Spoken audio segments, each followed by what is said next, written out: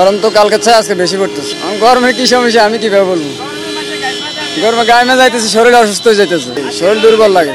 জি গোসল করছি, সকালে তো গোসল করি ভাই। গরমে তো ভাইয়া কাফালিত আছে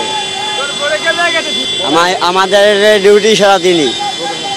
জি ভাইয়া, মানে মনে করেন জ্যাম আছে, জ্যাম এই 3 নম্বর জ্যামটা লাগলে ভাইয়া জ্যামটা ক্লিয়ার করা হয়, ক্লিয়ার করি আমরাই। আর এই যে সিএনজি আমাদের মেনটেন করা হয়। গরম তো বেশি পড়ে, অসুস্থ লাগে গরমে। এ তো বাড়িতে হওয়া কি গরম থাকে, বাসাত না গোসল করি না, এমনি মনে করেন বাসাত গিয়া থাকি, পানি তো খাই দিয়ে দিই।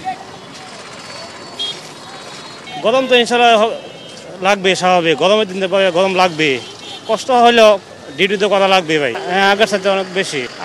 আমি ডিএমপিতে নতুন, আমি আগে অনুভব বুঝি নাই। আমি আগে জেলাতে ছিলাম। হ্যাঁ, ঢাকা তাপমাত্রা অনেক।